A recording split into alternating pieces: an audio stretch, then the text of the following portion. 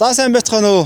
За өнөөдрийн дугаараар та бүхэнд маш сонирхолтой газрыг танилцуулна. Тэгээ 20 дугаар зууны Австралийн бас хамгийн том бүтээн байгуулалтын талаар танилцуулнаа. За энэ миний харагдаж байгаа энэ газар бол Австралийн Сидней хотын хамгийн том ус хуримтлуулах усны далан байгаа юм аа. Энэ далангуу дээр хуримтлагдсан усаараа бид нар бол хэрэглээнийхээ усыг бол Сидней хот хангадаг. Ерөн газрын гадаргын усаар Сидней хот буюу одоо ингээд 7-8 сая хүн одоо яг энэ усаар ингэж ахуйн хэрэгцээндээ хэрэгжилж ундаалдаг байх нэ. Тэгэхээр өнөөдрийн зорилго би та бүхэнд хоёр зүйлийг хэлэх гээд байгаа. Манай Улаанбаатар хот бас яг ийм уулсаар хүрээлэгдсэн. Тэгээ туул голынхаа голын ирэг дээр амьдардаг хот шүү дээ. Яг л энэ Сидней шиг. Тэгээд гол болгон дээрээ том жижиг янз бүрийн хэлбэрийн усны далангуудыг бол барьж байгуулсан байдаг. За Сидней хот ямар өчтэй вэ гэхээр Сидней хот бол ингээд нэг талаараа ингээд өндөр ингээд уулсаар хүрээлэгдсэн. Нөгөө тал руугаа болохоор ингээд нам дур газар руу явж ирсэн нөгөө талд далаа байгаа шүү дээ. Сидней хотын төв маань болохоор энэ байгаа.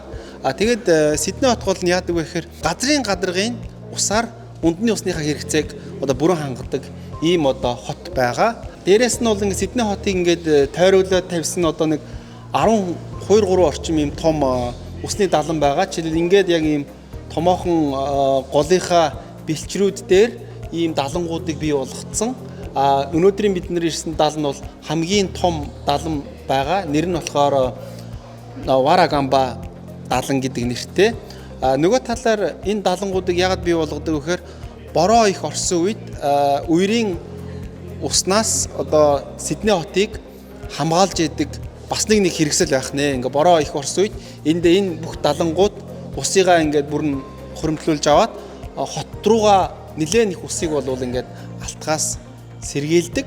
Ингэснээрээ хот бол бүрэн одоо янз бүрийн үерийн гинтийн ослын янз бүрийн усанд бол автахгүй гэсэн үг. Нөгөө талаараа энэ усыг шууд байглаас аваад цэвэршүүлээд үндэсний усыг хангадаг байх нэ. Австралийн 20 дугаар зууны хамгийн том бүтээн байгуулалтын дээгүүр алхаж байна. Энэ бүтээн байгуулалтыг 1948 оноос 1960 оны хооронд 1800 залуучууд 25 одоо үндэстний хүмүүс энэ даланг барьж бүтээн байгуулж байсан байна. Тэгэхээр одоо тухайн үед одоо 1800 хүн бол ерөнхийдөө өдөрт 3 одоо шифтээр 3 ээлжээр ажиллаж энэ бүтээн байгуулалтыг бол бүтээж барьсан юм байна. Тэгээ одоо энэ ингээд бүр ингээд энэ хардаа энэ том хөндөй тэр чигтээ ингээд одоо усыг нь одоо ингэж хаашч барьж ирсэн юм байна. Яг ийм том гол бол дээшээгээ явсаар байгаа тий 52 км бол үргэлжилдэг гол байгаа. Яг энэ голыг ингээд хараад байх юм бол манай яг нэг ийм туул гол та айгүй төстэй тийм гол байгаа юм. Энэ голын эрэг дагаад маш олон зүйлийн амьтад байхаас гадна энэ голд бол маш олон төрөл зүйлийн одоо захс бол байж идэг. За миний хэлээд байгаа энэ л дээ одоо яг энэ усны энэ хоолоогоор Сидней хот руу одоо үндэсний ус ингэж явж байгаа байдал нь бол ингэж харагдаж байгаамаа. За энэ хардаа энэ ар хэсэгт бол ингэж ийм том уулыг ингэж зүсээд доошоо буулгаад ингээд ухаж одоо уулыг зүсээд ийм том далангаа харахад ашигласан. Тэгснэ тэр дээрээ бол танилцуулах хүмүүс одоо нөгөө нэг зочдын одоо үздэг тахин гэх юм уу да. Яг илүүдл бас хоёр талаараа ингэж доошоо буудаг. Одоо илүү ус хардаа гэх юм бол ийм том агуулга, ийм том одоо байгууламжаар урсаж илүүдл усаа доошоо шахдаг байх нэ. Энэ үерийн далан л одоо Сидней хотыг үерийн усанд автуулахгүй байх гол одоо бэхлэгээ юм уу да. Яг ийм далан уулын ам орхины одоо ихэнх хавьд ер нь бол бүгд байдаг. За одоо ийш явж энэ бүтээн байгуулалт болон бусад одоо хэсгүүдтэй нь явж танилцъя. За ингээд химэл нууран дээрээ явж болдог ийм завны үйлчилгээ байх нэ. Энэ бол үйлчилгээний нэг хэсэг. Хүмүүсийн хүүхдүүдээ амралтын өдрүүдээр ирээд энэ завн дээр суулгаад энэ химэл нууран дээгүүр явуулдаг.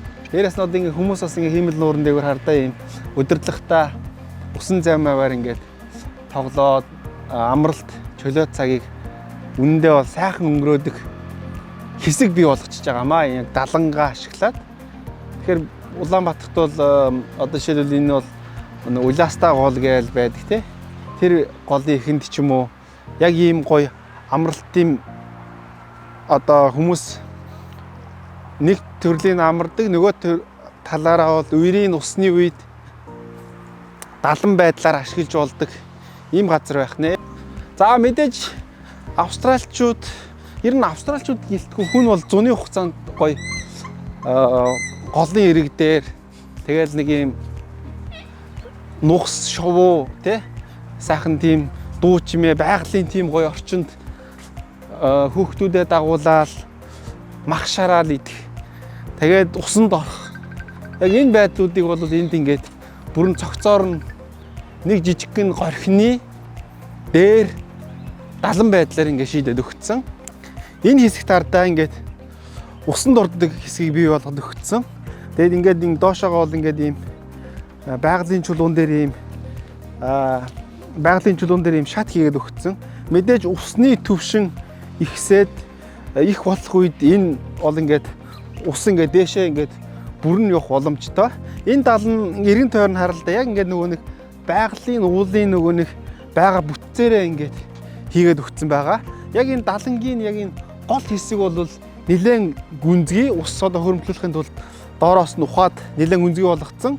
А яг энэ хэсэгт бол ингээд усанд ордог хэсэг байгаа. Хамгийн наадлын харагдаж байгаа энэ шар хэсгүүд болохоор 1.8 метрийн ийм гүнзгийтэй ийм хэсэг байгаа. Нэлээд ингээд цаашлах юм бол 4 м, 5 м. Ер нь бол тэр гол хэсгээрээ бол 6 метрийн гүнтэй ийм хэсэг байгаа.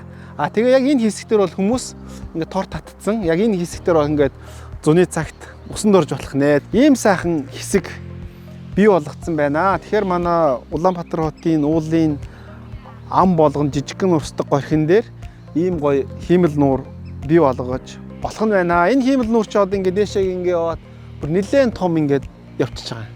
Тэгээд ингээд ер нь одоо Улаанбаатар хотын хувьд бол одоо хавраас эхлээл намар ултал цаахан тийм усыг бүрэн ингээд бариад хадгалаад явах боломжтой газар юм байна гэж ойлгоход болно. Гүйт нэвтрүүлгийн хүрээнд бид нар юу одоо зорж байгаа вэ гэхээр ингээд сайн туршлагыг бас Монгол орондоо үзэгчид та бүхэндээ бас харуулахыг зорж байгаа. Тэгэхээр ийм далан гэдэг бол олон талын ач тустай байх нэ. Тэгээд бид нар зөвхөн яг далан гэж ойлгохдоо бид нар болох нь цахилгаан гаргаж авдаг гэж ихэвчлэн одоо монголчууд ойлгож байгаа. Гэтэл бас цахилгаан биш.